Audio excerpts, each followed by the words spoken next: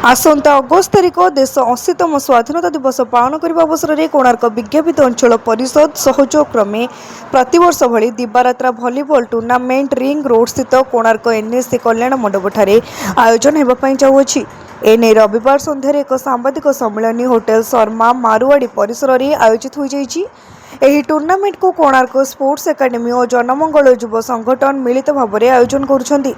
ଏହା ଅଗଷ୍ଟ 15 ତାରିଖ ଅପରାହ୍ନରେ ଆରମ୍ଭ ହୋଇ ରାତି ତମାମ ଖେଳ ଶେଷ ପର୍ଯ୍ୟନ୍ତ ଜାରି ରହିବ, ଯାହାର ମଜା ନେବେ ସ୍ଥାନୀୟ ଦର୍ଶକ।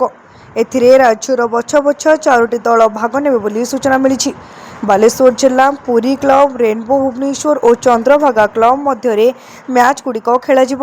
ଏଥିରେ ବିଜେତା ଉପବିଜେତା ଦଳକୁ ଟ୍ରଫି ସହ ଅର୍ଥରାଶି ପ୍ରଦାନ କରାଯିବା ସହ ପ୍ରତିଭାମାନ ଖେଳାଳିଙ୍କୁ ସମ୍ମାନିତ କରାଯିବ ବୋଲି କୋଣାର୍କ ସ୍ପୋର୍ଟସ୍ ଏକାଡେମୀ ସଭାପତି ଚନ୍ଦ୍ରଶେଖର ରାଉତରାୟ ଓ ଜନମଙ୍ଗଳ ଯୁବ ସଂଗଠନ ସମ୍ପାଦକ ରାମକୃଷ୍ଣ ମହାନ୍ତି ସୂଚନା ପ୍ରଦାନ କରିଥିଲେ।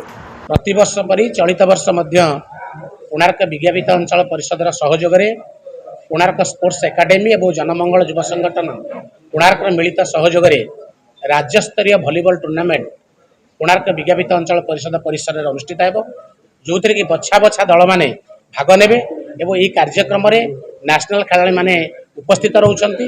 आम आशा करुचु चलित वर्षर कार्यक्रम सारा ओडिशा रे उन्नत मानर करा जिवो एवं ये कोणार्क अंचल पई गर्व और गौरवान्वित भाव में कोणार्क एनएससी सहयोग में यही दिवारात्रि भलीबॉल टूर्नामेंट आयोजन करुचु। ये आमर 34तम दिवारात्रि भलीबॉल टूर्नामेंट ए वर्ष 33तम कंप्लीट करके 34तम भलीबॉल टूर्नामेंट आयोजन करुचु।